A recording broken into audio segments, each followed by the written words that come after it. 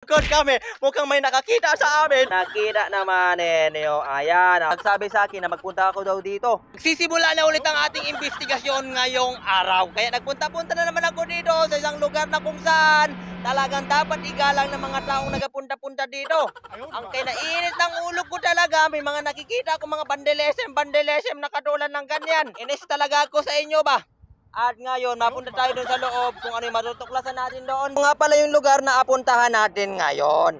Ginamontage ko muna sa inyo at apakita ko muna sa inyo. Ang sabi ng kaibigan ko na hindi ko nakikita, puntahan ko daw itong lugar na ito. Tibot-tibot ko naman dito, mapapansin nyo naman talaga, sementeryo ito, wala nang iba. Pero may mga nararamdaman ako mga kakaiba ba. Parang yung mga jowa, yung mga asawa ninyo, minsan may nararamdaman kayo na kahinahinala. Parang gano'n na lang yon. Sa pag-iikot ko dito, tabi-tabi naman po, ay nako, kailangan naman natin yung mga taong nandito na at namamayapa na at tahimik na sa kanila, di ba? Ngayon, pagpunta-punta ko dito para sa mga tao nagapunta dito at walang pasintabi na kung saan nagatigil-tigil at nagadate-date pa dito, ay nako. Kasama nga na mga tahimik-tahimik dito, may napansin na naman ako dito. Ayon sa investigasyon, meron na naman akong nakita dito. Ayan, o nakita niyo naman yung mga lupa-lupa na yan. Wala pang nakakagalaw niyan. Ako pa lang. Nakita naman ninyo. Ayan, napakita ko sa inyo. May balat na naman dito na kung ano-ano ba. Ang saya-saya. Very peaceful. Nakita ni naman ninyo, sobrang tahimik ng lugar, kaya madaming nagapunta-punta talaga dito. Ang saya-saya. Sa aking paglilibot nga, ayan, sa aking paglilibot, malay ninyo, makakita kayo ng mga imaginary friend ninyo, baka may third eye kayo, katulad ko. Ayan, kasi may nagsabi sa akin na magpunta ako daw dito.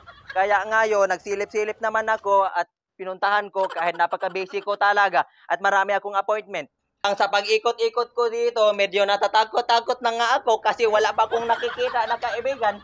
Siya lang. Tapos may nakikita akong kaibigan, kakaiba naman yung itsura. Ay, naku, ang saya-saya talaga. Kaya ko sa inyo, wag na kayo magpunta-punta kahit sa ang sementeryo para magdala ng babae o magdala ng kung sino-sino.